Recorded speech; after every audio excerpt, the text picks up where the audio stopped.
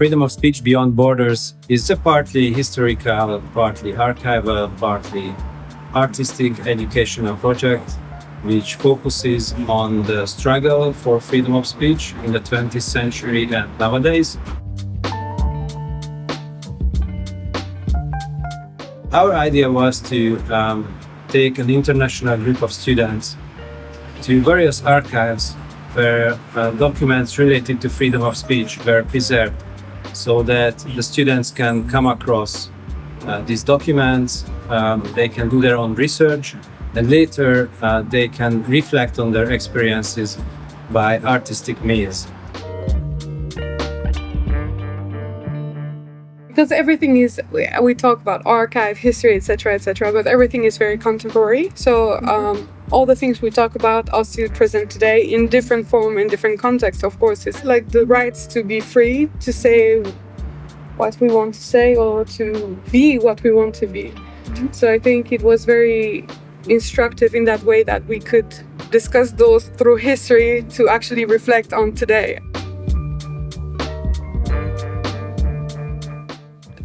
There is no freedom guaranteed for now and for all. There is always, every kind of freedom should be protected, and the freedom of speech should be protected in every situation, because it's quite fragile.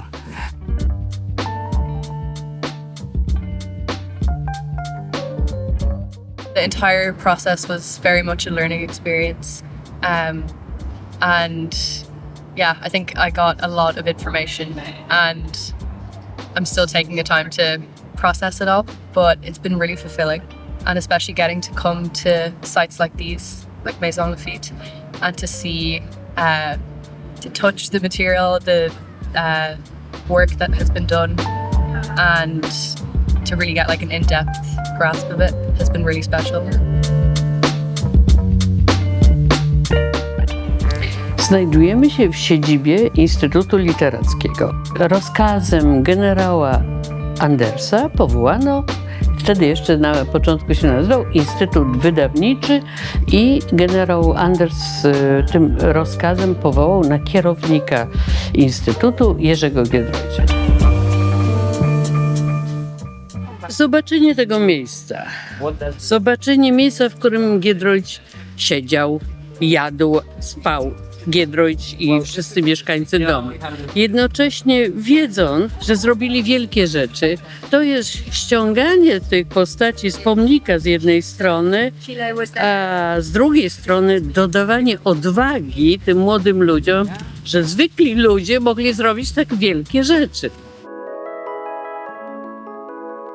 Archival material is something that still speaks to us, and that we have to keep reusing and reusing, as it can give us real insights also into specific themes and historical events, but also into understanding better what's happening now and what might happen in the future.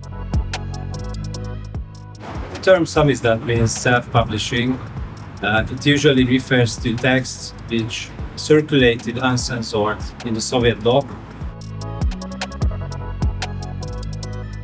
We are, I think, focusing on very different kinds of samizdat and tamizdat from different regions of Central Eastern Europe, and also connecting this to our own personal history.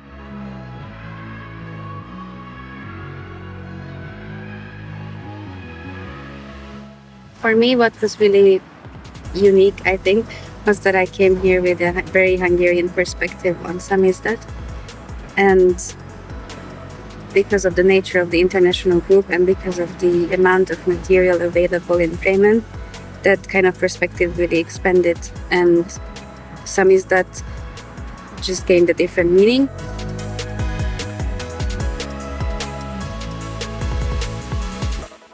I can say that the aesthetics and the materiality of tamizdat is very precise and important for the perception of the documents themselves and their meaning and their contents. So all the typos, all the onion skin effect of the paper, and the way it is structured and it is very important to understand its meaning, its context, and I think it's super cool that we can see it in person and discover all in archives physically.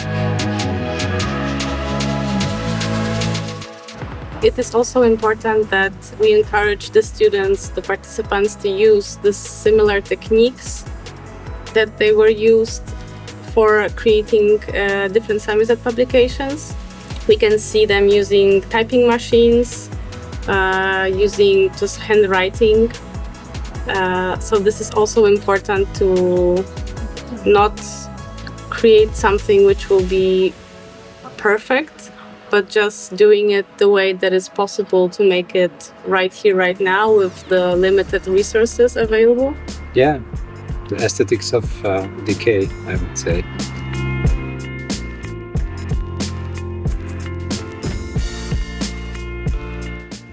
Also, very important part is the zine workshop that we actually had today with Alice and all the contemporary zines that she showed to us, which are very diverse and show a lot of new perspectives on how the stories of people, about their biographies, about the places to live in, about any aspects of their lives can be told in not an obvious but an artistic perspective.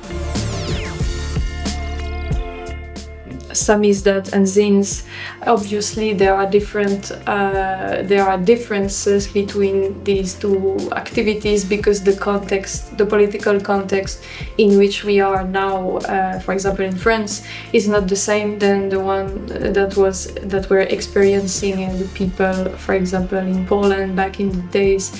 But however, it's there is some little taste, I think, that is the same, which is to be together and to work together on a publication. It has to be done kind of quickly with this kind of do-it-yourself techniques. So I think, and everybody is coming with their own experiences. Collectively, you're able to achieve more. I mean, that's always been the case. So I think it's the way forward.